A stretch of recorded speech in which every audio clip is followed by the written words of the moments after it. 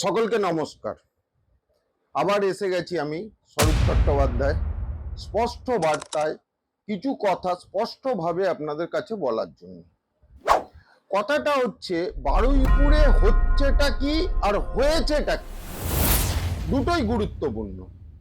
বারুইপুরে এখন হচ্ছেটা কি আর হয়েছেটা কি। হয়েছে যেটা, সেটা খুবই ন্যাক্কারজনক ঘটনা। আপনারা শুনেছেন, জেনেছেন, টিভির পর্দায় বারবার দেখছেন দিনরাত্রির। একটি বালিকাকে তুলে নিয়ে গিয়ে গণধর্ষণ করে তাকে অর্ধমৃত অবস্থায় জলে ফেলে দিয়েছে, যার ফলে তিনি মারা গেছে। এতদূর অব্দি একটা ব্যাপার ছিল। তারপরে কি হলো, তার পরিবারের লোকজন, তার পাড়াপড়শি, গ্রামের লোকজন, সাধারণ স্থানীয় ছেলেরা সকলে মিলে পুলিশের কাছে গেছে।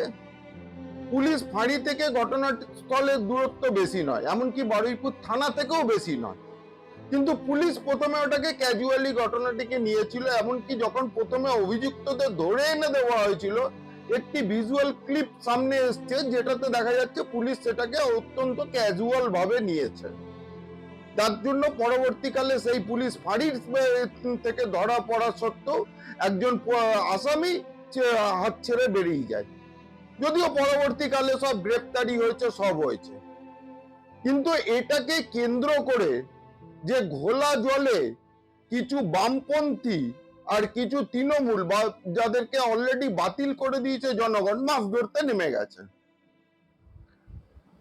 এবারে আসছি আমি যে মূল ঘটনার জন্য দিনে প্রায় সঙ্গে সঙ্গেই মুখ্যমন্ত্রী কাম পুলিশ মন্ত্রী বিবৃতি দিয়েছেন এবং পুলিশকে কঠোর অ্যাকশন নিতে বলেছেন। একটি এসআইটিও গঠন করা হয়েছে, অভিযুক্তরা অনেকেই ধরা পড়েছে।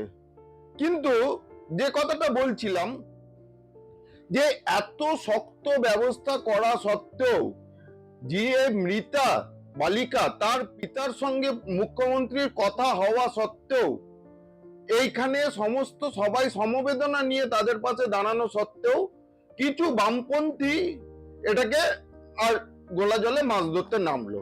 তারা এটা সাম্প্রদায়িকতার একটা আঙ্গিক করে দিল। যদ্দূর শোনা গেছে, লায়েক আলী বলে এক বাম নেতা, উনি সোশ্যাল মিডিয়াতে বিভিন্ন জায়গায় লাইভ অনুষ্ঠান করে কিছু সাম্প্রদায়িক উস্কানিমূলক কথা বলেছিলেন। তার জন্য একটি ছেলে, যিনি সম্পূর্ণ নিরাপরাধ, হয়তো বা নিরাপরাধ, সেই ইন্দ্রজিৎ মন্ডল নামক ছেলেটিকে জনগণ পিটিয়ে মারে।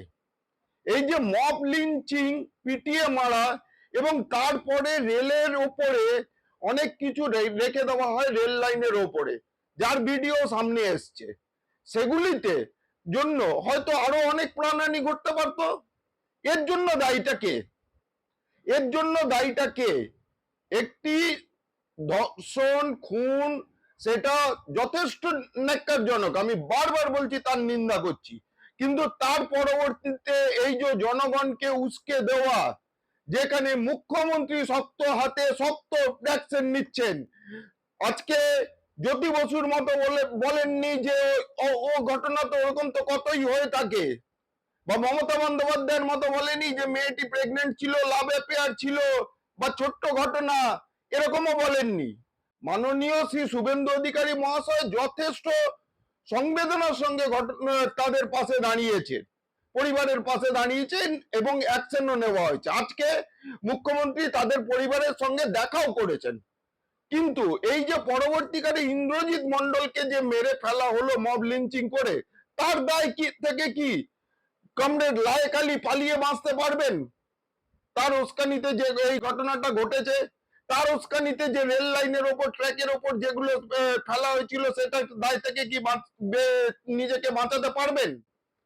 আর যে সকল মুখ্যমন্ত্রী সব পরিষ্কার ভাবে বলে দিয়েছেন এর জন্য কড়া ব্যবস্থা হবে, এবং তারও পরের দিন পরপর 3টে মৃত্যু, তারও পরের দিন আরো একজন উদীয়মান ফুটবল খেলোয়াড়, তারকা হোক বা খেলোয়াড় হোক, তাকে পিটিয়ে মারা হলো।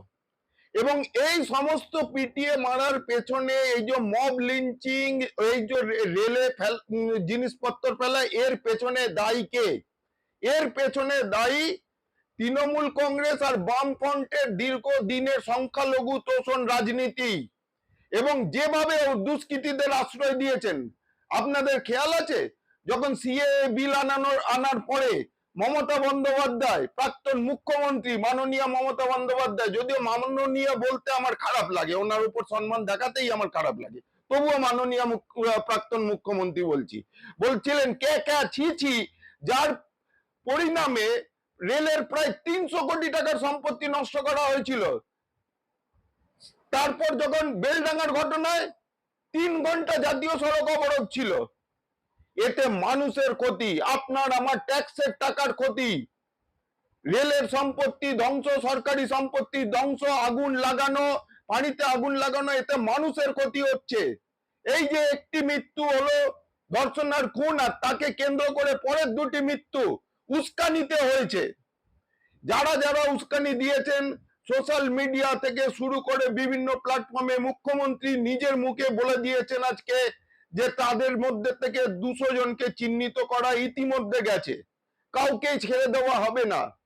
আপনারা ভুলে যাবেন না, এটা মমতা বন্দ্যোপাধ্যায়ের সরকার নয় যে অভয়াকাণ্ডের পর তাড়াতাড়ি হাসাব করার জন্য মৃতদেহটাকে পোড়ানোর ব্যবস্থা করা হবে, আর একজন সিনিয়র আইপিএস তার পিতামাতার কাছে যে 10 লাখ টাকা গুঁজে দিতে চাইবেন, তারপর ডিসি সেন্ট্রাল একটা ফেক ফটো দেখিয়ে বলবেন ইনি ফরেন্সিক বিশেষজ্ঞ, সেসব যুগ চলে গেছে। আর সেই সব আইপিএস অফিসারও সাসপেন্ডেড হয়ে রয়েছেন, পরবর্তীকালে না তাদের জেলের গারদে যেতে হয়। সেই ব্যাপারটা নিয়ে আমি আরেকটা ভিডিওতে আসবো। কিন্তু এখানে বারুইপুরে যেটা বলছি যে কি কি হচ্ছে এখন বর্তমানে, কি কি হচ্ছে, হয়েছে একটা ন্যাক্কারজনক ঘটনা, তারপর হয়েছে একটা গণপিটুনির ফলে মৃত্যু, তারপর হয়েছে একজন ফুটবল খেলোয়াড়কে তার বন্ধুরা ডেকে এনে পিটিয়ে খুন। এই প্রত্যেকটা, এই যে 3টে প্রাণ চলে গেল, এই 3টে প্রাণের দায় কে নেবে? বিরোধীদের কাউকে ঘটনাস্থলে যেতে দেবে না, সেই জমানা চলে গেছে। আজকে দেখা গেছে বিরোধী দল বলুন, সে নতুন গজিয়ে ওটা কি এনসিপিআই যাই হোক পার্টির লোকেরা হোক, বা ঋত তৃণমূল, ধৃত তৃণমূল, সব তৃণমূলের পক্ষেরই লোকেরা হোক, গেছেন ওখানে, বাম প্রতিনিধিরাও গেছেন, এবং মুখ্যমন্ত্রী যে বৈঠক ডেকেছিলেন তাতে তৃণমূল কংগ্রেসের এমএলএ, তারপরে সাংসদ, যে সাংসদ এখন তৃণমূল কংগ্রেস ত্যাগ করে এনসিপি গেছেন সেই সাংসদ, তো সবাইকেই ডেকেছিলেন, বিজেপির শুধু লোককে ডাকেননি। মমতা বন্দ্যোপাধ্যায় সেই যুগটা শেষ, যে কোনো কিছু হলে শুধুমাত্র দলের লোকদের নিয়ে, কিছু তাবেদার অফিসারদের নিয়ে বসে যাওয়া, সেটা সেই যুগটা শেষ হয়ে গেছে। এর আগে তো এত বছরে কোনো মুখ্যমন্ত্রীকে এরকম ছুটে যেতে দেখিনি। তাহলে আজকে এই বামতলা ধানতলা সিপিএম এর আমলে শুরু হয়েছিল, তারপরে এই হাঁসখালি বলুন, কামদুনি বলুন, পার্ক স্ট্রিট বলুন, অভয়াকাণ্ড বলুন, কসবা ল কলেজ বলুন, আমরা একের পর এক ঘটনা দেখেছি। সমস্ত জায়গায় সেই সময়ের তদানীন্তন মুখ্যমন্ত্রী ঘটনাটিকে চাপা দেওয়ার চেষ্টা করেছিলেন। হ্যাটস অফ টু শুভেন্দু বাবু, হ্যাটস অফ শুভেন্দু দাদা, মাননীয় মুখ্যমন্ত্রী শ্রী শুভেন্দু অধিকারী মহাশয়, যিনি ঘটনাটিকে চাপা না দিয়ে ঘটনাটির এগেনস্টে অ্যাকশন নেওয়াতে নেমে এসছেন। আর তারই সঙ্গে কঠোর ভাবে নিন্দা করছি যারা সোশ্যাল মিডিয়া থেকে শুরু করে রাজনৈতিক প্ল্যাটফর্মে, বিভিন্ন রাজনৈতিক প্ল্যাটফর্মে উস্কানি দিয়ে একটি সাম্প্রদায়িক দাঙ্গা লাগানোর চেষ্টা করেছিলেন। ভাগ্য ভালো যে এখন প্রশাসনে শুভেন্দু অধিকারী মহাশয়ের মতো লোক রয়েছেন, তার জন্য দাঙ্গাটা লাগানোতে তারা পারেননি, না হলে তারা দাঙ্গা হয়তো লাগিয়েই ছাড়তেন। রেলের আর সরকারের অনেক সম্পত্তি, আরো সম্পত্তি নষ্ট হতো। আজকে আপনি ভাবুন তো, ওই লাইনে যদি একটা ট্রেন দুর্ঘটনা হতো এরকম বোল্ডার ফেলে দেওয়ার জন্য, তাহলে প্রাণহানি যে হতো সেখানে কি ধর্ম বিচার করে হতো? কেন ওই সেকশনের ট্রেনে দেখেছেন, একটি ট্রেনে কম করে 4 থেকে 5 হাজার লোক যাতায়াত করে, একটি লোকাল ট্রেনে, এবং তাদের মধ্যে অধিকাংশই থাকে সংখ্যালঘু সম্প্রদায়ের, তাদের মধ্যে অধিকাংশই হয়তো তৃণমূলকে ভোট দিয়েছেন, কিন্তু তাদেরও তো মরতে হতো। আজকে সিপিএম এর সমর্থকদেরও তো অকাল মৃত্যু হতো। তো এই জিনিসগুলো, এই যে জেহাদি পন্থী, এটাকে আনছেটাকে ভুলে যাবেন না। এই রাজ্যটার নাম হচ্ছেন পশ্চিমবঙ্গ, বাংলাদেশ নয়। আমি 7-8 বছর আগে বলেছিলাম মাননীয় মমতা বন্দ্যোপাধ্যায় যদি 15 বছর ক্ষমতায় থাকে তাহলে এটাকে পশ্চিম বাংলাদেশ বানিয়ে ফেলবেন। উনি পশ্চিম বাংলাদেশ বানাতে অনেকটা অগ্রসর হয়েছিলেন এবং সেই পশ্চিম বাংলাদেশ বানানোর মাননীয় মমতা বন্দ্যোপাধ্যায়ের প্রচেষ্টার ফলে এই জেহাদিগুলোর জন্ম। এই জিহাদিরা এরকম ভাবে সরকারি সম্পত্তি নষ্ট করবে, বিচার ব্যবস্থার উপর আস্থা রাখবে না, সরকারের উপর আস্থা রাখবে না, এরা খালি হুলিগানিজম করবে, পিটিএম এর মব লিঞ্চিং করে মানুষকে মারবে। এইটা আমরা এখানে হতে দেব না। পশ্চিমবঙ্গের জনগণ, একজন সাধারণ জনগণ হিসাবে আমরা বলছি, আমরা এই জিনিস আর বরদাস্ত করব না। এইখানে এই হুলিগানিজম, জিহাদি না, ফেসবুকে জিহাদি মন্তব্য করা একের পর এক, সেগুলোকে বরদাস্ত করা হবে না। যারা জিহাদি মন্তব্য করছেন এবং টিভিতে বসে নিয়েও যেসব এখনো কিছু চটিপাত্র যাচ্ছে, তাদের আজকেও শুনলাম যে তাদেরও অনেক মন্তব্য যথেষ্ট খারাপ।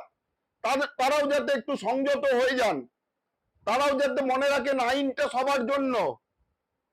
যে এরকম ভাবে এখনো পর্যন্ত ওই মরা চটিকে চাটতে গিয়ে নিজেদের বিপদ ডেকে আনবেন না।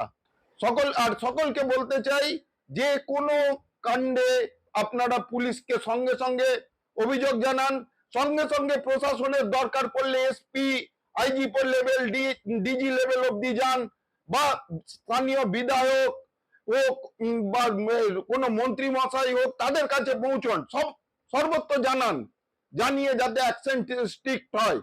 মাননীয় মুখ্যমন্ত্রী আশ্বাস দিয়েছেন কোন থানার এই ঢিলেমি পন্থা বরদাস্ত করা হবে না। এই যে বরদাস্ত করা হবে না, এর মধ্যেই অনেক কথা লুকিয়ে আছে। আর ইতিমধ্যেই আমি আবারও বলছি, 3 জন আইপিএস সাসপেন্ড হয়েছেন। কোনোখানে কেউ রেয়াত পাবে না, রেয়াত কেউ পাবে না। আইনের ওপর ভরসা রাখুন। একটি নতুন সরকার এসছে, তাকে ঠিকভাবে কাজ করতে দিন। একটা পচা গলা প্রশাসন ওনারা পেয়েছেন। মমতা বন্দ্যোপাধ্যায়ের যে প্রশাসনকে মমতা বন্দ্যোপাধ্যায় নষ্ট করে দিয়েছিলেন, পুলিশকে দিয়ে ক্যাটারিং সার্ভিস করিয়েছিলেন, পুলিশকে টেবিলের তলে ঢুকতে বাধ্য করেছিলেন, মনোবল নষ্ট করেছিলেন, নাম ধরে ধরে সিনিয়র আইপিএস অফিসারদের ডাকতেন তার বাড়ির চাকরের মতো। সেই জিনিসটা এখন আর চলছে না। সেই জিনিসটা, সেই সংস্কৃতি বন্ধ। সেই বস্তি খালপাড়ের বস্তি কালচার এখন বন্ধ হয়ে গেছে। সুতরাং আপনারাও একটু সজাগ থাকুন, জনগণও সজাগ থাকুন। আর পুলিশ ভাইদের প্রতিও আমার অনুরোধ, আপনারাও যাতে ঘটনা দ্রুত অ্যাকশন নেন। ওরকম ভাবে ফাঁড়িতে পা দোলাতে দোলাতে অপরাধীদের সঙ্গে গল্প করতে করতে খোশ মেজাজি, ওটা কোনো তদন্ত হয় না। কি করে আপনাদের হাত থেকে একজন পালিয়ে গেল, মব লিঞ্চিং হলো, কি করে হলো? আপনাদেরও দোষ আছে এবং আপনারাও দোষের উপযুক্ত। নিঃসন্দেহে আমি সরকারের ওপর, প্রশাসনের ওপর এবং আপনাদের অ্যাডমিনিস্ট্রেশনের ওপর, ডিজি সাহেবের ওপর, সিদ্ধিনাথ গুপ্তাজির ওপর আমার পূর্ণ ভরসা আছে যে সঠিক অ্যাকশনই নেওয়া হবে। তখন অবধি আপনারা সজাগ থাকুন। পরের ভিডিওতে আমি আবার আসছি। আরজি কর নিয়ে কিছু নতুন রিভলিউশন এসছে, কিছু নতুন কথা এসছে, নতুন কিছু রিভেল হয়েছে, নতুন তথ্য রিভেল হয়েছে। সেই রিভেলিং নিউ ফ্যাক্টস কে নিয়ে আমি আরজি কর নিয়ে, অভয়াকাণ্ড নিয়েও একটি ভিডিওতে পরবর্তী ভিডিওতে আসছি। ততদিন ধন্যবাদ, সকলে ভালো থাকুন। জয় হিন্দ।